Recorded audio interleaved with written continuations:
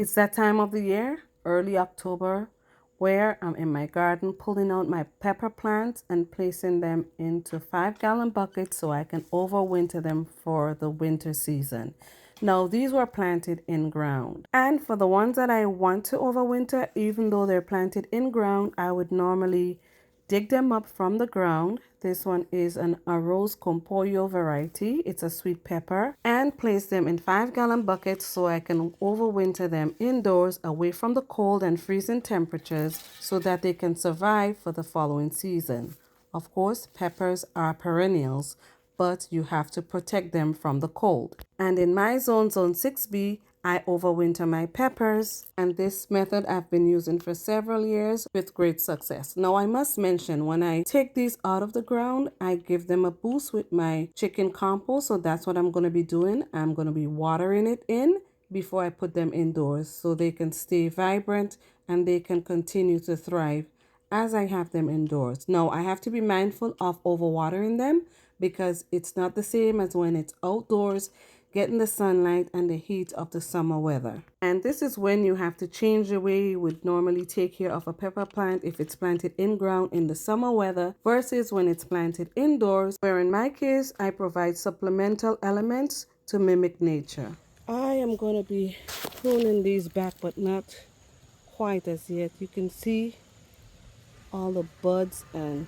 flowers that I've already opened up on them. I'm probably going to prune them back in November, but for now I'm just placing them in these 5-gallon buckets. I am on number 3. I have a few more to do, and I really want to be able to keep these pepper plants because of the variety they are. I'm going to try to keep at least a couple of each, and we'll see how that goes, because to be overwintering these peppers, I have to have the indoor space for them and be able to take care of them adequately. So I don't want to overdo it. But there are several peppers that I want to be able to overwinter. Oh.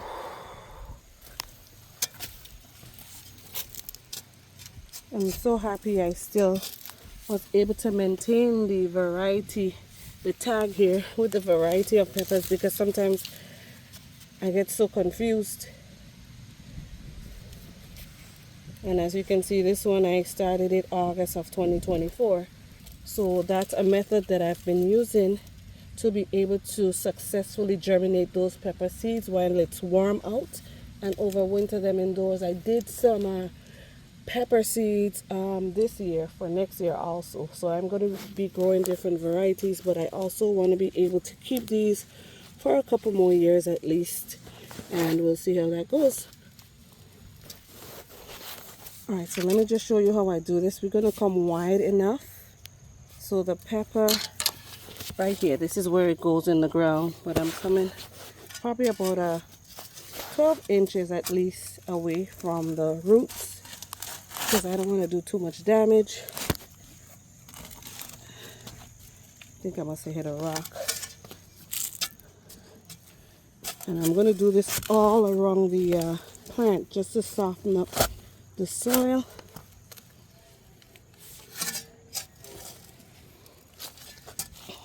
I'm going to do the same with this one.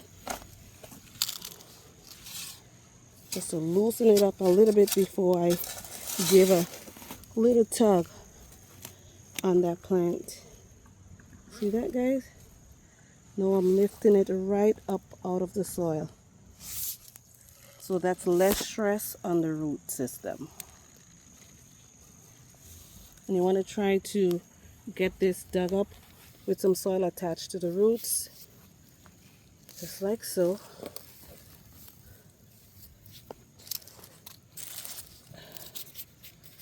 I'm trying to do this with one hand. And now I can feel at the bottom here, I'm going to delicately tug on the root that's spread out.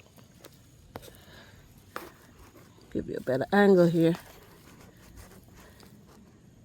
because these roots be spreading,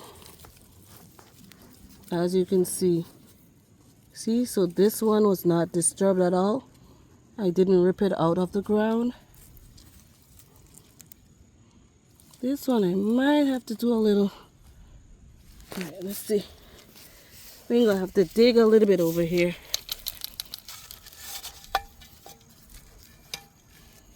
My calendula that I should have harvested, but I wanted to leave some for the pollinators because they enjoy that.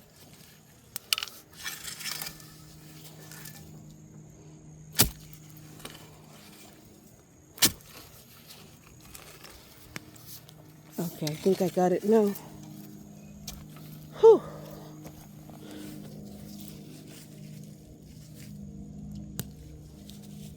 Yep, I did break a little bit of this root out, but as you can see, I have the roots here going. We won't worry about that. And now I'm just gonna scoop this up and I'm gonna show you what it looks like. This is what you want, guys. When you're digging up your plant to overwinter, you want to make sure that a good sized clump of soil is still attached to the root system. So I'm going to go ahead and go put this in my 5-gallon bucket so I can overwinter it. Now to place this plant in this 5-gallon bucket, you want to make sure that the roots are facing downward.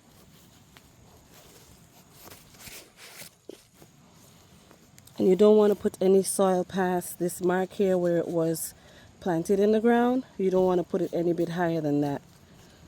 So even if it means that you have to add some soil, and what I like to do is leave some room at the bottom of the bucket, and that way I don't go all the way down with the root system. So that way when this decides to grow, especially if I decide to grow this next year in this 5-gallon bucket, that there'll be room at the bottom here for this pepper plant to continue to grow. After I place these pepper plants in the 5-gallon buckets, I'm going to add some compost. I'm not yet going to prune them back because I want it to continue to grow in a way that it'll get used to the space that it's in first. I'm going to add some chicken compost in here because I just disturbed the roots.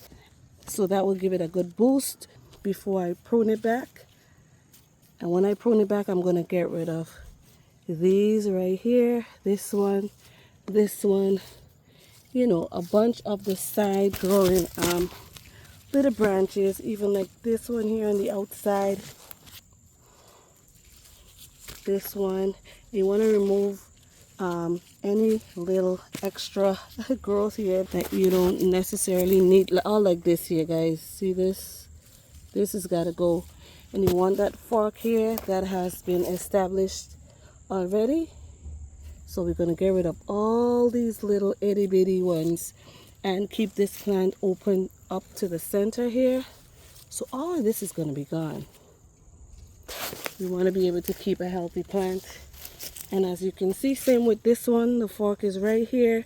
So these have already been established. See, I'm going to cut this out when I'm pruning back. And it's not as sturdy in the bucket as you can see, and that's because I'm going to be adding the compost. So I planted it really shallow in the bucket because I want more room in the bottom. Same with this one. As you can see, it's sitting right here. I'm going to add some compost here. The fork is already established. I'm going to cut this one out, and so on and so forth. And that's just my method of doing it. That works for me. And I know a lot of people may not need to overwinter peppers, but I do it because of the zone I'm in. I'm in zone 6B, and peppers takes a long time from germination to actually bearing peppers. And you may notice in a cooler region, like once the fall hits, you still have all these pepper buds and pepper flowers on your plant, and you would prefer to have time to turn into peppers that you can use, and that's the whole point of planting them in the first place. Now, I know because of that reason, I tend to do it in a way that works for me, that I'm able to overwinter it, get an early start in the spring, and get peppers until the frost hits. But for now, I'm going to continue to pull these peppers out of the ground. I've done 4 so far. I think I have a few of the same varieties in the next area. I probably have like 7 over there, which I don't need 7 of them. But I probably still might try to overwinter all 7 of those over there, plus the ones I have here, plus the ones that I actually grew in buckets. So I have a lot of pepper plants that we have enjoyed so far this year. I've made hot sauce, I've made preserves with it, and we have enjoyed eating them fresh. We did a lot of sweet peppers this year, and most of them are a smaller variety versus a bigger variety like a bell pepper. So I do have bell pepper, and I'm waiting for one to ripen. It's growing in a bucket right now, a 5-gallon bucket, and I'm waiting for it to ripen on the plant. But for now, guys, I am going to continue to pull up these plants and get going because it's about to get really cold tonight, and I'd rather not have these peppers in the ground. I'm not sure if it's gonna go to a frost, but you just never know. We did get a weather alert for tonight into tomorrow, so I might as well, while I have the time, secure these plants. This is all for now. If you have any questions, any comments, please leave it in the comment section below, and as always, thank you for watching, and I'll see you in the next upload.